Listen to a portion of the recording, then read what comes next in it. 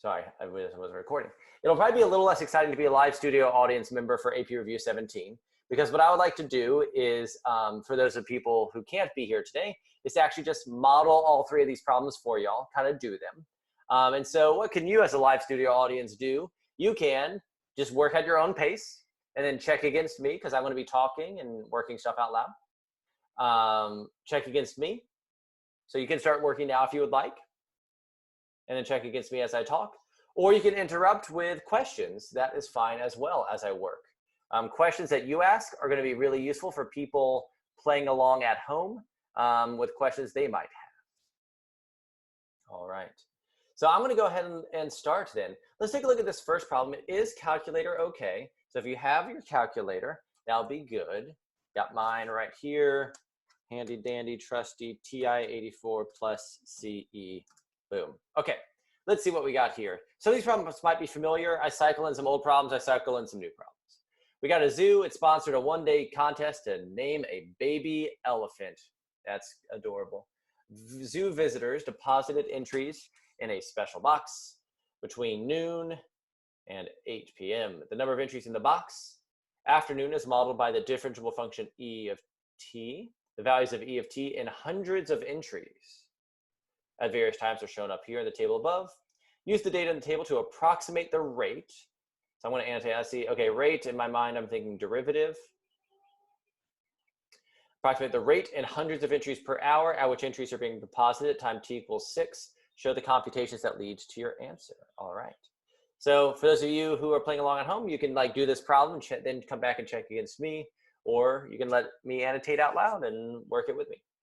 So we want to approximate a rate. That's a derivative. T equals 6 is kind of right here. So we're going to use e of 7 and e of 5 to use it to do our slope formula. Over 7 minus 5. So e of 7 is 21 minus e of 5 is 13. Over 7 minus 5 is 2. Units here. Remember, E is actually in hundreds of entries, so those 21 and 13 are actually measuring hundreds of entries. And then the denominator units here are in hours, so it's hundreds of entries per hour. And there we go. We're actually done. You don't need to simplify if you don't want to. You could just leave it like that. That would be fine. Yeah. There we go. If you do simplify that, obviously it would come down to 400 entries per hour if you wanted to. Feel free to interrupt if you have questions as we go.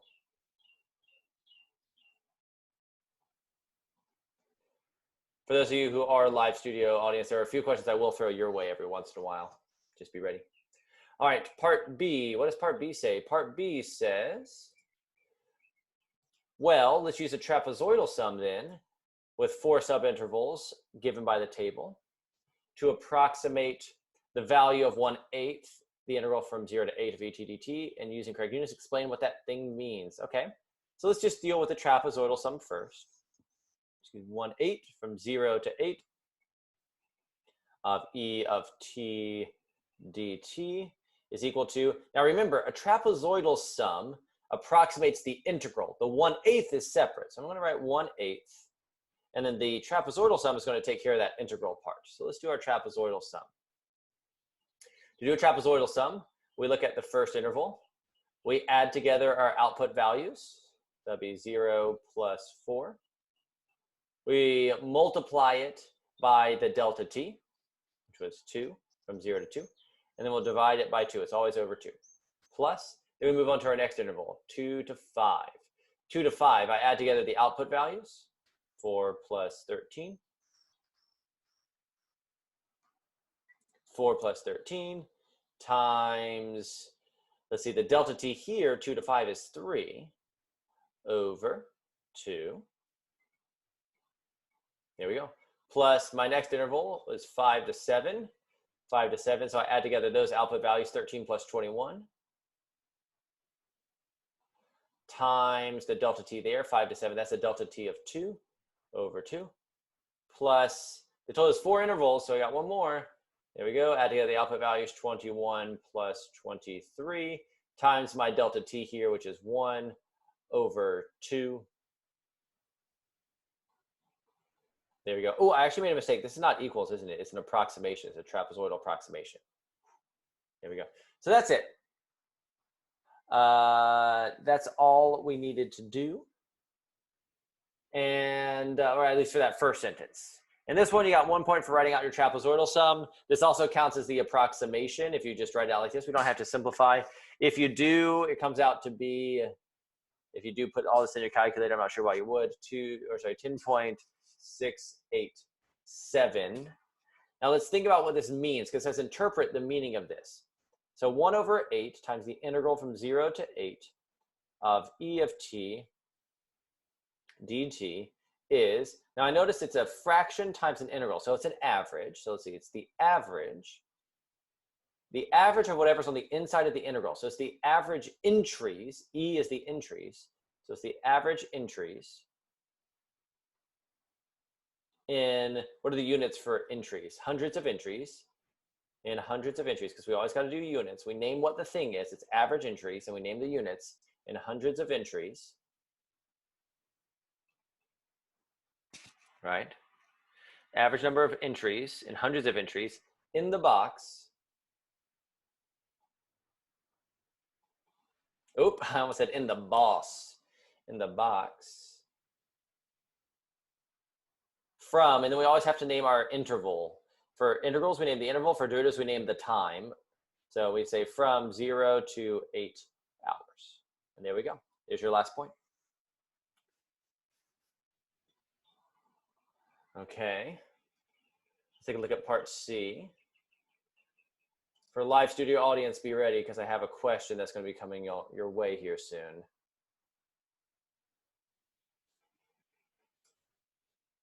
All right, at 8 p.m., volunteers begin to process entries. They process entries at a rate modeled by P, which is here, hundreds of entries per hour from 8 to 12. According to the model, how many entries had not yet been processed by midnight?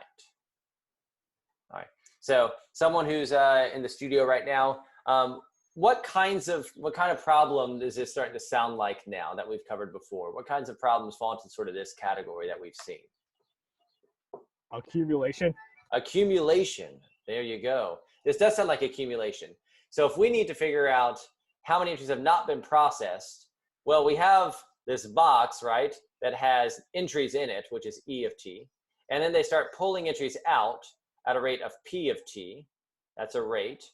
We need to figure out how many are left by midnight. Okay, well, if I want to know, I can make a new function. Let's call it L of t for the number that's left. The number of entries that's left. Well, how many entries were there at the end of this competition, or people submitting entries? They took entries up until 8, and there were 2,300 entries. So 23 is kind of like our starting value for processing. We start processing when there's 23, and now it's the end of the day. People voted. 2,300 is my starting amount that's in my box. But then I'm going to lose. P of t is a rate, right? So if I want to figure out how many entries have I actually processed, I need to take the integral of that rate. The integral of a rate will give me the actual amount that's been processed. And so if I take the integral from 8 to 12, that's 12 midnight, of P of t dt, that'll tell me how many's been processed. So how many did I have minus how many has been processed? I have to take the integral because P of t is a rate. Will give me how many are left over. So people working at home, did y'all figure out what the integral from 8 to 12 of P of t dt is? Like 16? 16, yeah. So that'll be 23 minus this integral has a value of 16. And so there are 700 entries left.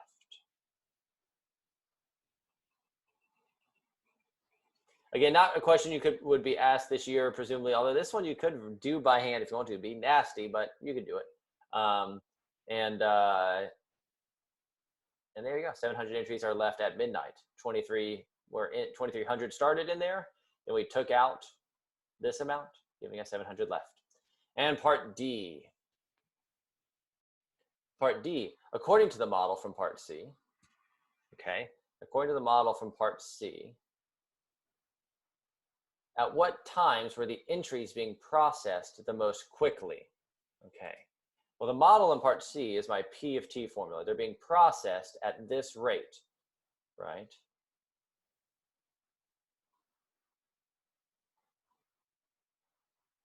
We had that. We want to know when the entries are being processed most quickly. So if someone who has not answered yet, who's working in the studio, what does it sound like? What do they mean being processed most quickly? Calculus-wise, what does that mean we're looking for? You can type it in or come on the chat.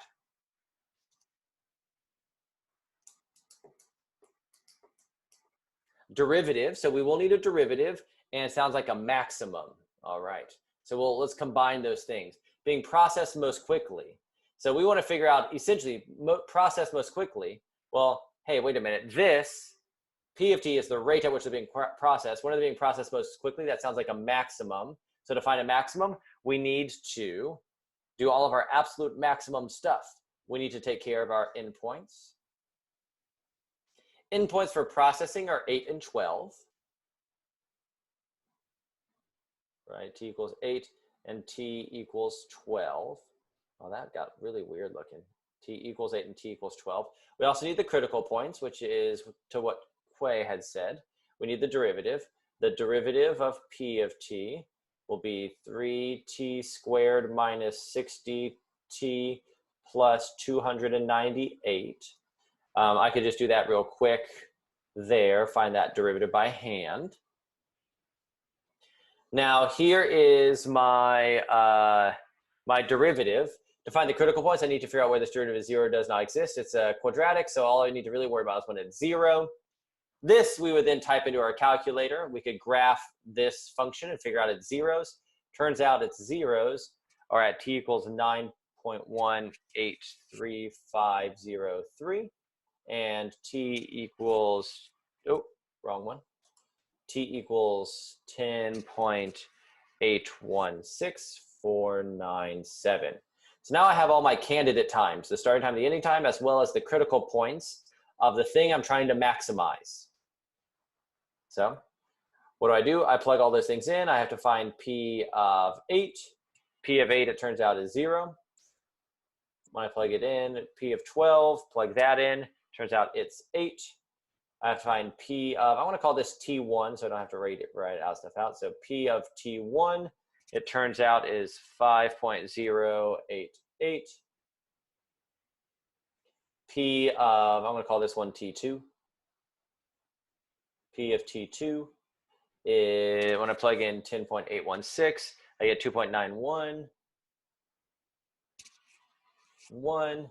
And so at what time are the entries being processed most quickly? Well, the rate at which they're being processed, P, has a maximum at T equals 12. They're being processed most quickly. I call this the procrastination problem because it looks like whoever's doing these entries did it all in the last minute, last hour. All right.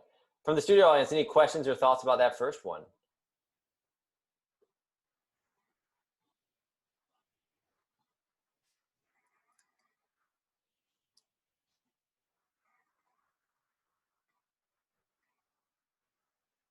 All right. Cool. I wanted to bring this one up because it makes us do trapezoidal sums. It makes us think about accumulation. It makes us think about absolute minimums and maximums. Those are always good reminders, y'all. All right. So that was an AB, BC, OK problem. For those of you taking the AB exam, you actually do not need to look at our next two examples. Our next two examples involve some BC skills. And so you can go ahead and move to the homework practice problems that are in the packet. All right. Cool. BC test takers, let's keep rolling. For those of you who are in the studio audience right now, just so I can get a read, which problem are you on right now? The first, second, or third one? Giselle, Madison, Steven, Nina, Alvin, all y'all. Third. Okay. Just trying to get a read, see where people are at. How do we know which problem we're on? I just, you can do it by page number if you want to. Because, I mean, you can work at your own pace. I know I'm just talking through each of the problems. Okay. So I'm going to start. Okay. So what one are you on then, Stephen? I was on the first page. Okay, still with me? It's good to have a friend. All right. So I'm going to get started on the second problem now here. All right. This is from 2010, number 5. So it's actually from the same exam as the last problem we just did. This one's non-calculator though. So let's see. Consider the differential equation given there. Y is a particular solution to the differential equation. We give an initial condition. Could be useful. We're told that for this particular solution, f of x is less than 1 for all values of x. Interesting. Maybe that'll be useful. We'll see. A, use Euler's method starting at x equals 1 with 2 step sizes equal size to approximate f of 0. Show the work that leads to your answer. Interesting. Euler's method. BC skill we need to make sure we remember. All right, I like to do mine in the table format. If you have other ways you like to do it, there's lots of different ways teachers and videos will teach this. I like the table format. We need to know our starting point. Our starting point is x equals 1. So 1 comma 0 is the point given. That's our starting point for our Euler's method.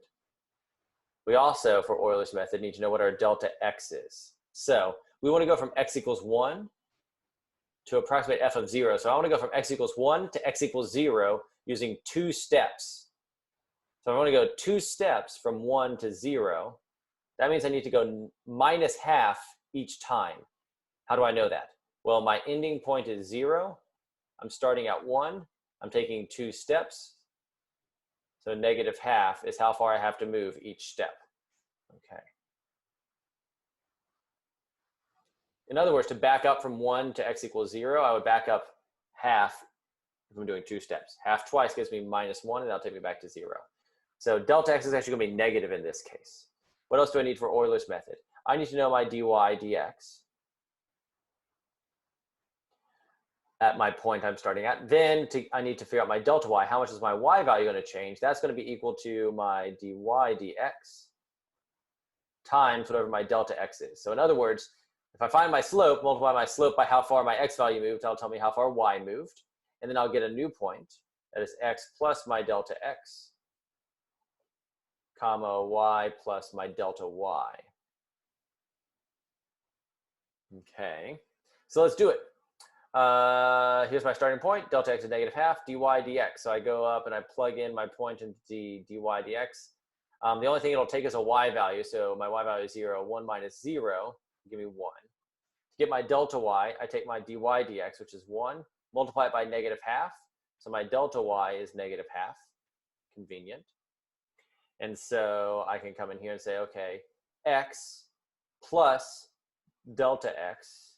So that's x minus half, because delta x was negative half. And then y is 0 plus delta y, which is negative half also. There we go. So my new point then is 1 minus half, that's positive half. My new y value is 0 minus half, so that's negative half. There's my new point. Okay. My delta x is still the same. We're doing equal step sizes. So what's my dy dx at this new point? My dy dx only takes y values. So I plug in negative half. 1 minus negative half will be 1 plus half. So that'll give me 3 halves as my delta x. So as my dy dx. Delta y is that dy dx times the delta x. That'll give me negative 3/4.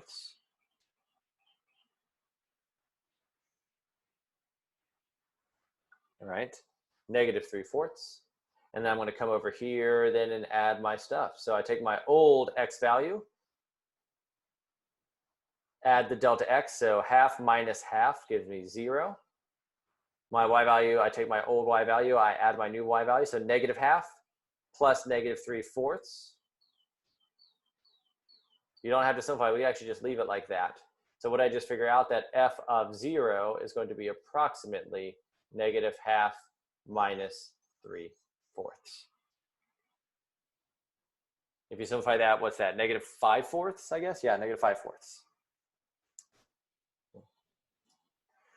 Just because it's not something we've worked with a lot, for those of you who are in the studio right now, how do you feel about Euler's method? Are you feeling okay? Do you want me to start including more Euler's method problems? Give me like a 0 to 5 on Euler's method. 5 being the best.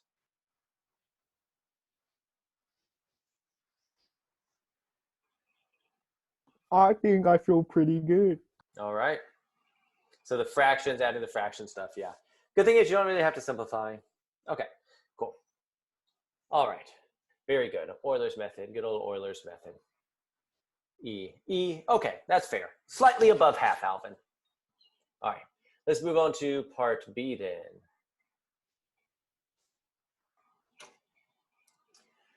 B says, find this limit. Show the work that leads to the answer. I love limit questions. Let's see. Limit as x approaches 1 of f of x over x cubed minus 1. So I'm not going to put an equal sign right now because I'm just doing a test. So I'm not going to claim this as equal. So let me plug in 1.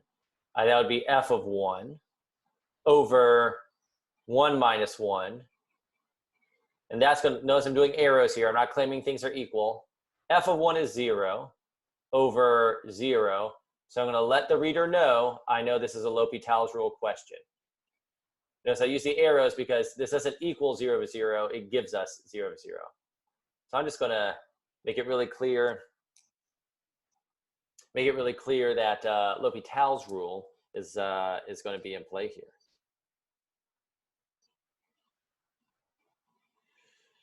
Cool. So what do we do with that? Well, we know it's L'Hopital's rule now, so we can say this, that the limit as x approaches 1 of this stuff is going to be equal to, because L'Hopital's rule applies, I'll put my little h over there, the limit of the derivative of the numerator, so that'd be f prime of x, over the derivative of the denominator here, which will be 3x squared. That's it. So now I can plug in my stuff. So f prime of 1, right? F prime of 1 is what I will need now. F prime of 1. F prime of 1. So I'm going to write that down. F prime of 1 over, I'm going to plug 1 in down there. Into the denominator, I get 3. So we go, well, how do I get f prime of 1? F prime of 1, I have to look up here, right? dy dx is 1 minus y. So f prime, the derivative here, is actually a function of y. So what's the y value when x is 1? Because this is an x value, right? F prime of 1, that's an x value. The y value is 0. So I come up here, 1 minus 0, that's going to give me 1. So it's 1 over 3. And there we go. 1 point for using L'Hopital's rule, 1 point for your answer here. Last problem was 1 point for using Euler's method, 2 steps, and 1 point for your final answer.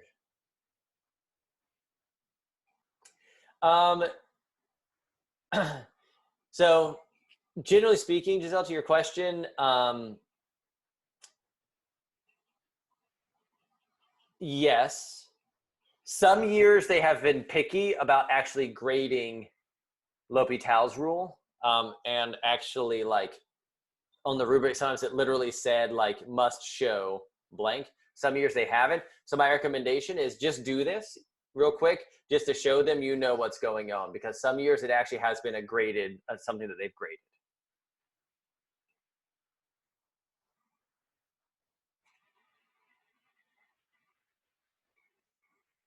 All right, good question. Yeah. So part C, find the particular solution to this differential equation with the initial condition f of 1 is 0. This is kind of funny because it's actually a kind of small looking differential equation, 1 minus y. Now keep in mind, we only know how to deal with separable differential equations. And separable differential equations are separable if we can multiply or divide to get the variable separated.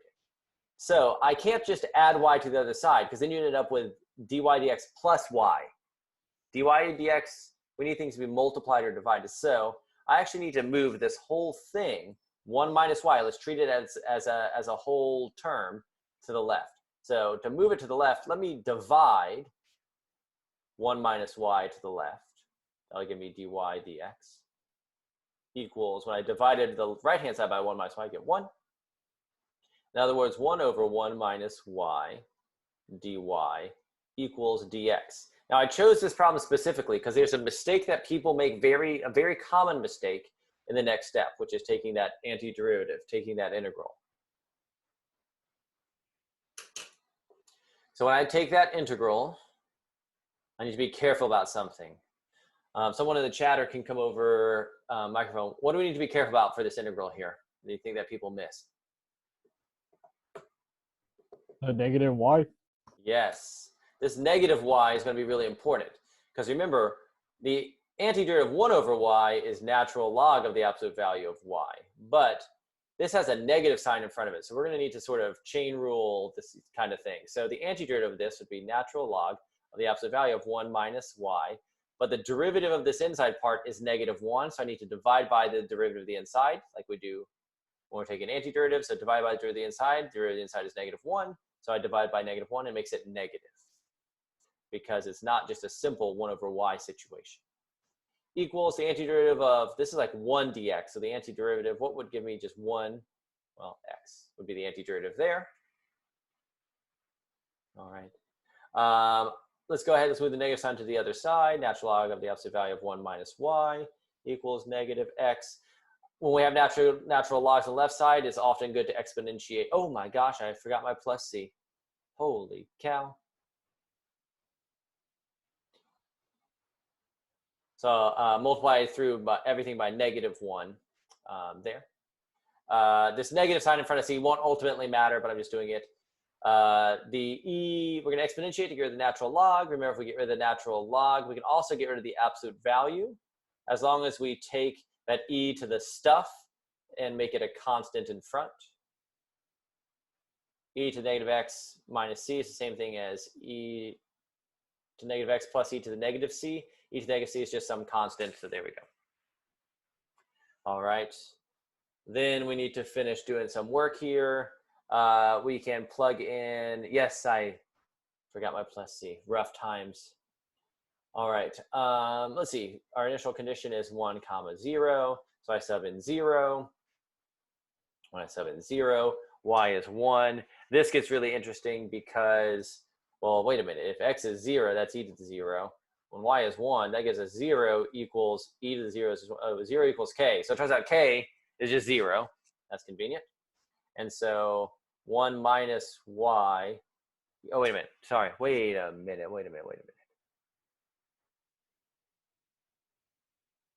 What did I do? I'm silly. I plugged in the wrong thing in the wrong place.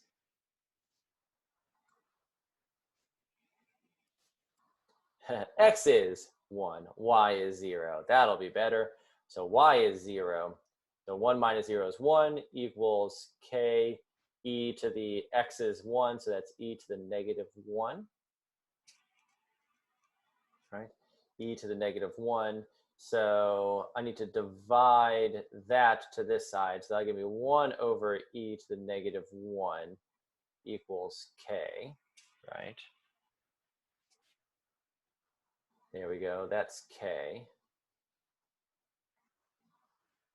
If you want to, I guess we could say then that k is just equal to e, right?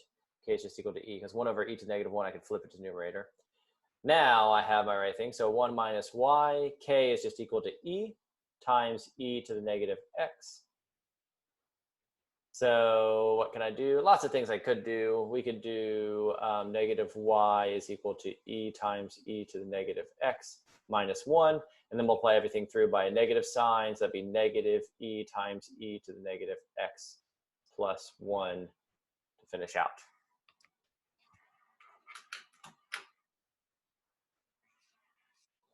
All right, thoughts or questions on that one? Live studio audience.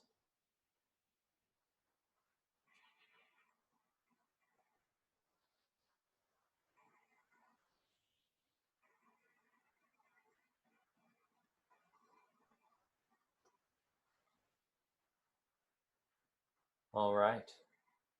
Cool. Then let us move to the last problem, the most challenging one too. I reached way back into the tomes of AP Calculus land and found a very good but challenging question that involves Taylor series. This is from 2003. 2003.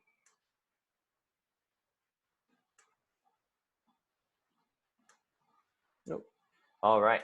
So this question has some things in it that we need to be on the lookout for.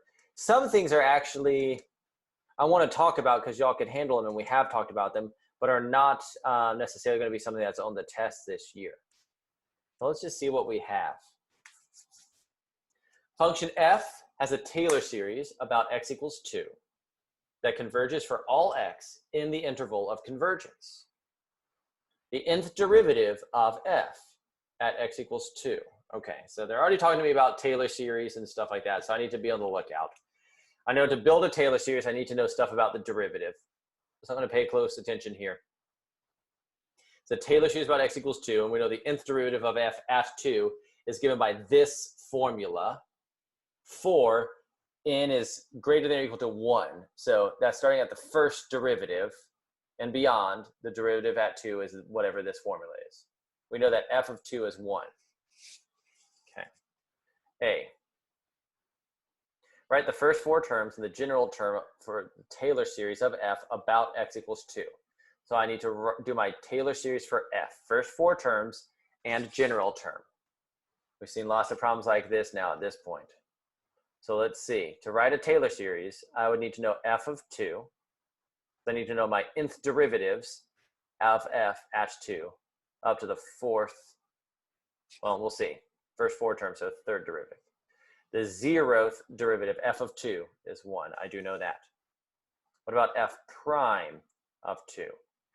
Well, I have this formula up here, right, for my derivatives. The first derivative, n equals 1, that's what I'm on now. First derivative at 2 would be 1 plus 1 factorial. That's 2 factorial over 3 to the n, which is 1 on my first derivative. So what's that? That'd be 2/3.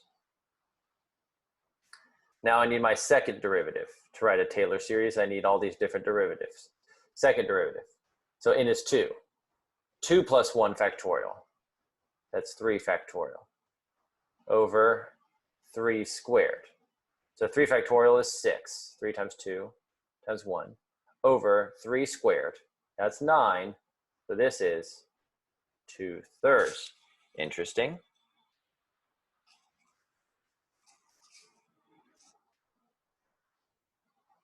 Okay, let me keep going. Third derivative of f at 2 equals, so n is 3. I'm on my third derivative. That'd be 3 plus 1. That's 4 factorial over 3 to the, n is 3. I'm on my third derivative to the third power. So that's 4. You know what? Let me just leave it as 4 factorial over 3 cubed for now. In fact, I'm actually going to come back up here because I know I need to give a general term in the beginning just so I can have it in case I need it. Let me keep it in mind here, the sort of unsimplified version of each of these things. My unsimplified version of this was 2 factorial over 3 to the first power. My unsimplified version here was 3 factorial over 3 squared. My unsimplified version here is what I see, 4 factorial over 3 cubed. I want to leave the unsimplified version because sometimes it's really useful when doing our general term. So I have all of those derivative things now. Let me write out my Taylor series, my first 4 terms. So f of x is going to be equal to 1, because the first term is always a constant, 1 plus, the second term is always this thing, the derivative that I found, the derivative that I found, times, remember it's x minus c, and in this case I'm centering it about x equals 2, so x minus 2 to the first power over 1 factorial, but first power and 1 factorial, that's all 1. So I'm just going to leave that. So that's all that I actually end up with there. I want to get rid of that exponent to the first power because it starts to look a little funny. All right, now I keep going. Plus my second derivative term, we'll have that stuff, 3 factorial over 3 squared, x minus 2 squared, because I'm in the second derivative term, over 2 factorial, plus my third derivative term will be 4 factorial over 3 cubed times x minus c to the third power, because I'm in my third derivative term, over 3 factorial, plus, et cetera, et cetera.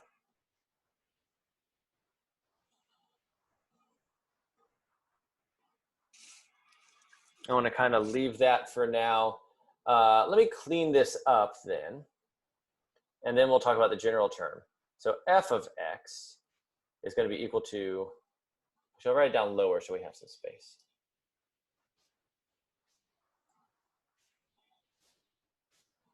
So f of x then is equal to, so that was one thing I almost made a comment on right now. You should be fine because you're indicating that it keeps on going.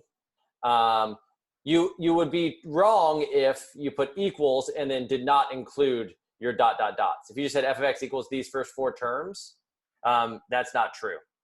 But indicating that it keeps on going, you should be fine. Down here, we're going to build it out. So if you're uncomfortable with this, I just kind of ran out of space. I don't want to write over here. So if you want to, you can include the general term up here, and you'd be totally fine too. So 1 plus 2 factorial over 3 times x minus 2. We have nothing to clean up there. Plus, I want to do some work over here to make this a little cleaner. I'm going to bring the 3 squared into the denominator. So I end up with 3 factorial x minus 2 squared over 3 squared times 2 factorial. Plus, I'm going to do the same thing over here. I'm going to bring the 3 cubed to the denominator. 4 factorial times x minus 2 cubed over, bring the 3 cubed down, 3 cubed times 3 factorial. Plus, they want us to do the general term here. So let's see what patterns we might be able to pick up on. All right. So we can think of this as our n equals 0 term, n equals 1, n equals 2, n equals 3, and let's see what we can pick up on pattern-wise here. All right. So it looks like certain things do line up with our n value perfectly. It looks like this factorial, this power, oh, that's an ugly 2 up there in that exponent, and our exponent all line up with our n value. So let me go ahead and write those things down. So I know I'll have x minus 2 to the n. It'll be over, I'll have an n factorial down there. I'll also have a 3 to the n down there. There's 3 to the n always matches up with the n, and the factorial down here always matches up with the n. The exponent always does too. Looks like the only thing that we're really missing then is the factorial up top. But that factorial up top is always 1 more than n. So all I have to say then is n plus 1 factorial, and that would work,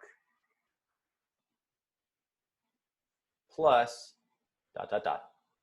If you don't like that, if you were like, well, wait a minute, there's an easier way to do that. If you don't like that, and we had simplified stuff earlier, notice that like n factorial will cancel out with all of these things except the n plus 1. You could have also gotten away with saying that your general term was n plus 1 times x minus 2 to the n over 3 to the n without this n factorial down here, because n factorial would cancel out with all the factorials up here except for n plus 1. So that would also been fine. Questions and comments on that one, team in the studio audience?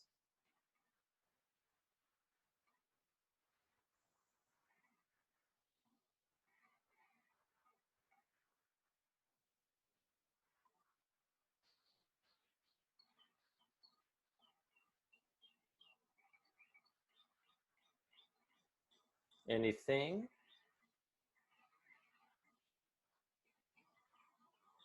Hooray! It makes me excited when people are getting there. Hooray, good, good, good, good. Oh, Madison has a question. Go for it.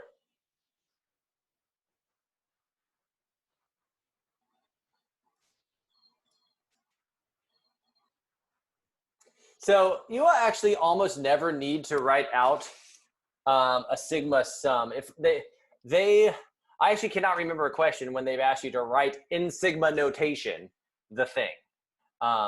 They usually just want you, do you recognize what the general pattern is? So it will be really explicit if they do ask that. They'll say, using sigma notation, write out the series. But I've never seen them ask that question before. I never have. Yeah, I wouldn't worry about that. But for this problem, it's actually, everything lines up really nicely in this problem from n equals 0. So all you would have to do is pop the sigma sign in here and start at n equals 0 to infinity, and you'd be good. But I've never seen them have you actually do sigma notation writing. All right. Whew. Part A. What a doozy. Part B.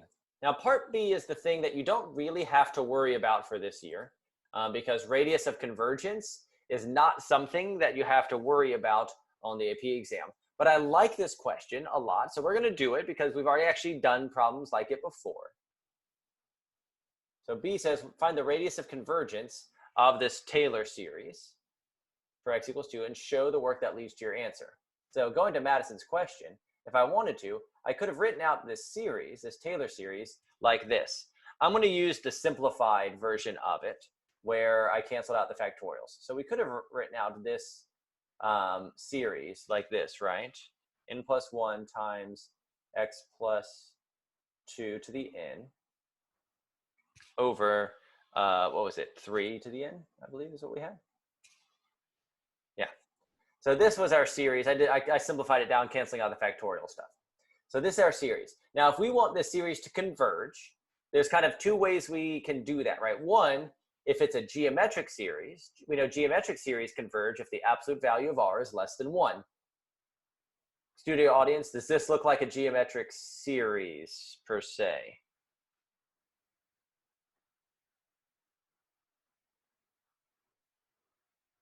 Nah.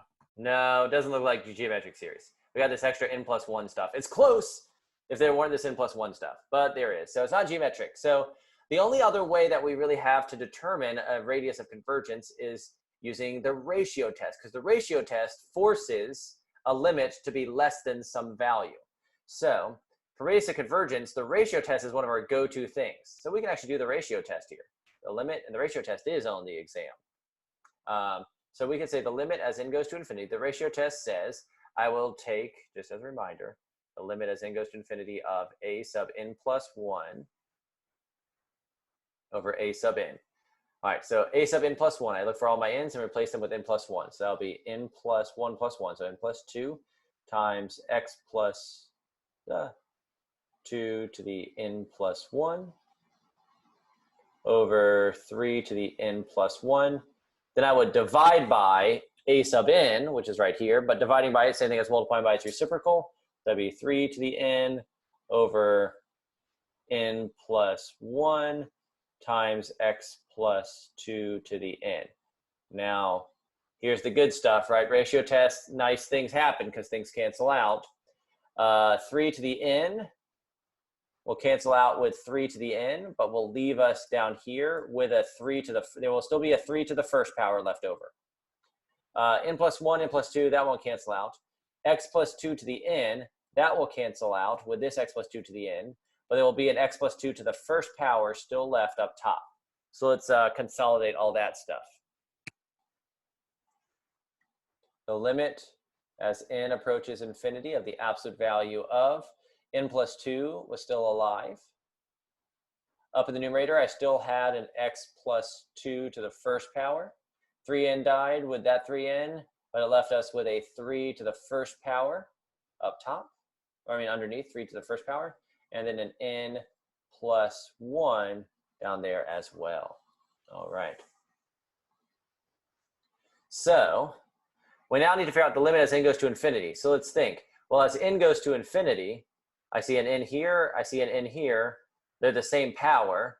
So as n goes to infinity, if we want to, we can actually just think about this limit like this. The limit as n approaches infinity of, well, n is positive, so I can pull it out from inside the absolute value bars.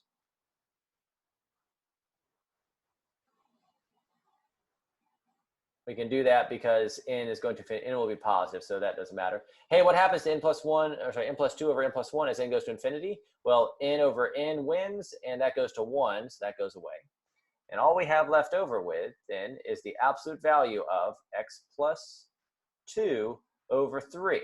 And for the ratio test,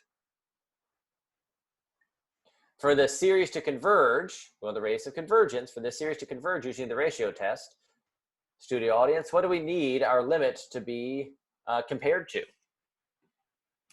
1. 1. And we want that limit to be less than 1 if this is going to converge. Why is this useful? We want the radius of convergence. So the radius of convergence, we can turn this into a compound inequality. Multiply everything by 3.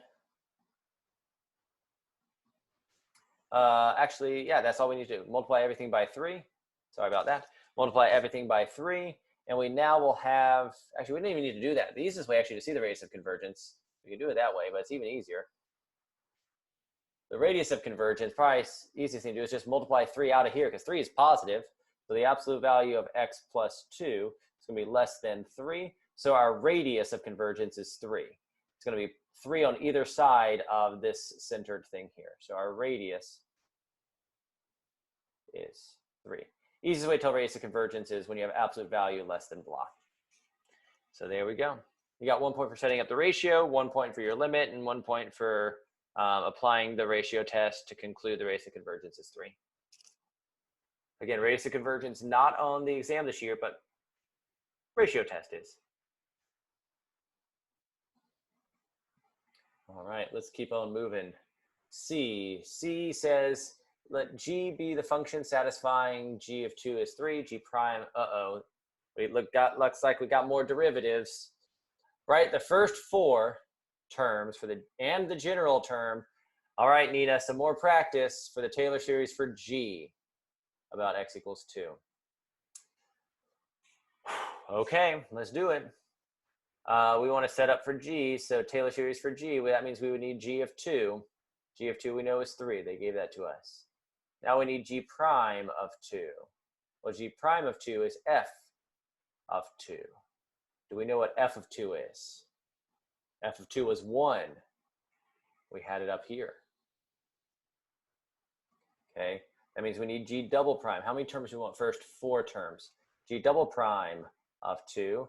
Well, that's going to be F prime of 2. We actually have already found F prime of 2, but if you get stuck, F prime of 2 would come up here. That'd be the first derivative.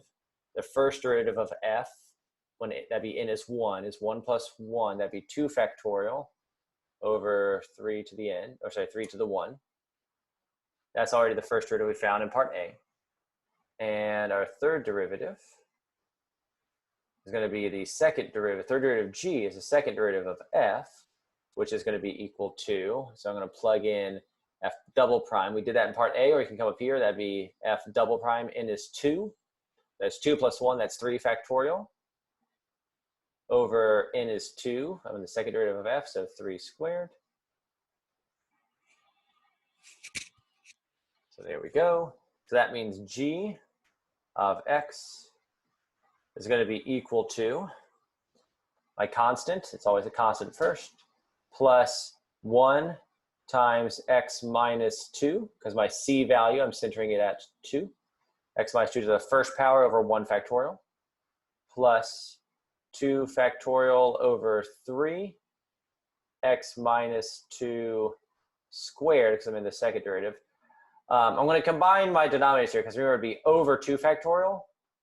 So I'm just going to put it all over 1 bar there. Okay. Plus my next term, that'd be 3 factorial over 3 squared.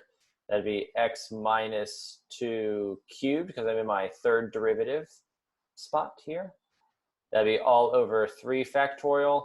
And oh my gosh, look, this stuff actually cleans up real nicely, doesn't it? My factorials cancel out. So I can actually get rid of those if I want to. I'm just going to cross them out for now. So my factorials will actually all cancel. So what is my general term going to be? Well, it's kind of nice because the factorials are all gone. This is n equals 0. This is n equals 1, n equals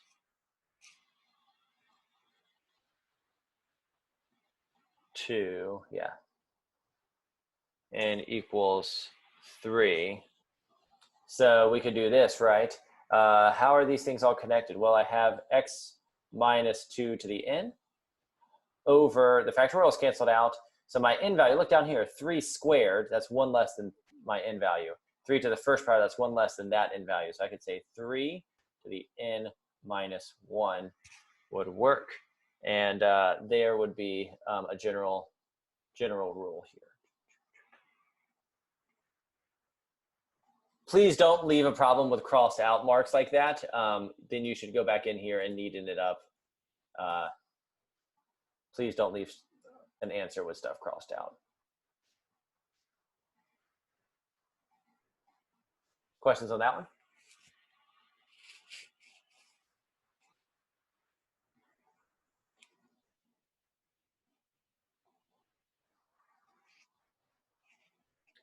All right, one last interesting little part to do. Part D is only 1 point, so it's kind of small, but an interesting question.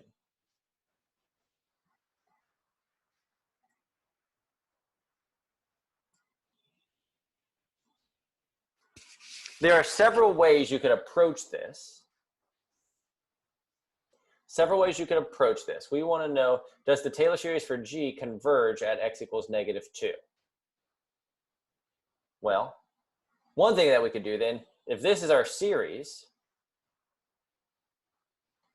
our general term is x minus 2 to the n over 3n minus 1. Oh, bye, I almost said it's called you, Markwalter. Bye, Giselle. You too. So if we're working with this as our general term, one observation we can make is, hey, wait a minute. This actually looks kind of geometric. I don't have that n plus 1 factor like I did up there. This is basically a geometric series, right? Because I could call this by 3 to the -1. If I kind of take that out, 3 to the -1, I'd have x minus 2 to the n. Bye, Quay. 3 to the n. So this I could actually rewrite as 1 over. Have a nice day, Mr. Markwalter. You too, bye.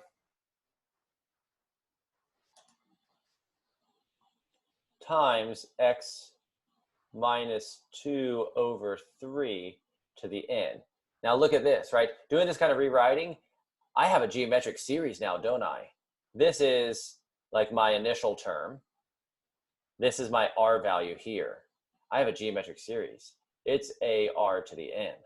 So what does that mean for me? I want to let the reader know that I know that this is geometric.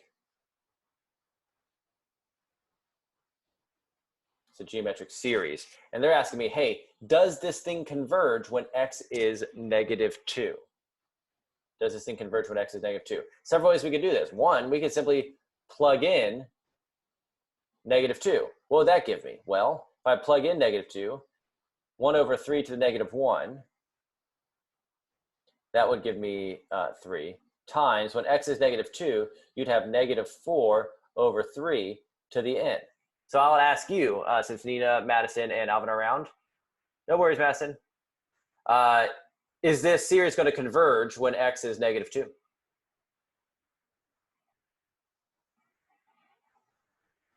Based off of this sort of geometric series I've set up here.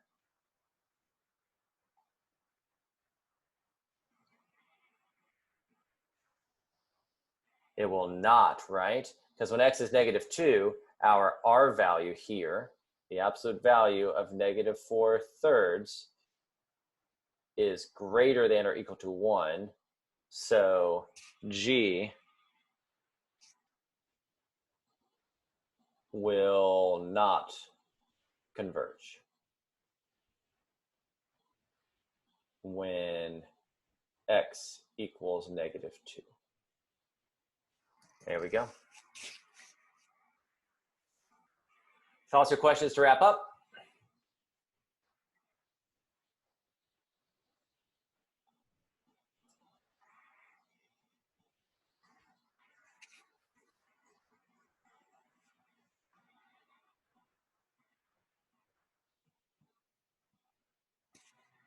All right.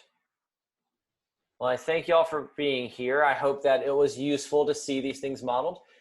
For those of you playing along at home who are doing this on your own, homework tonight, more practice. We just got to keep practicing, keep asking questions. You'll ask such good questions. More FRQs to practice here.